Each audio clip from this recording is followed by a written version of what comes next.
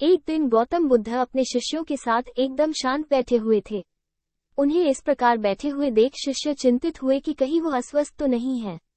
एक शिष्य ने उनसे पूछा कि आज वो मौन क्यों बैठे हैं, क्या शिष्यों से कोई गलती हो गई है। इसी बीच एक अन्य शिष्य ने पूछा कि क्या वो अस्वस्थ है, पर बुद्ध मौन रहे। तभी कुछ दूर खड़ा व्यक्ति जोर से चिल्लाया, आज मुझे सभा में बैठने की अनुमति क्यों नहीं दी गई है। बुद्ध आंखें बंद करके ध्यान मग्न हो गए। वो व्यक्ति फिर से चिल्लाया, मुझे प्रवेश की अनुमति क्यों नहीं मिली। इसी बीच एक उदार शिष्य ने उसका पक्ष लेते हुए कहा कि उसे सभा में आने की अनुमति प्रदान की जाए। बुद्ध ने आंखें खोली और बोले, नहीं, वो अछूत है, उसे आज्ञा नहीं दी जा सकती। ये सुनकर शिष्यों को बड़ा आश्चर्य हुआ।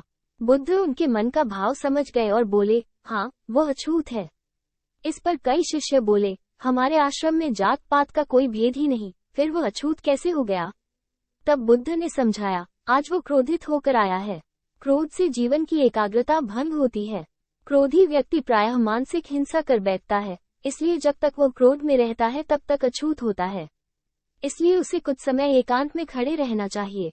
क्रोधित शिष्य भी बुद्ध की बातें सुन रहा था। पश्चाताप की अग्नि में तपकर वो समझ चुका था कि अहिंसा ही मनुष्य का महान कर्तव्य व परम धर्म है। वो बुद्ध के चरणों में गिर पड़ा और कभी क्रोध न करने का प्रण लिया।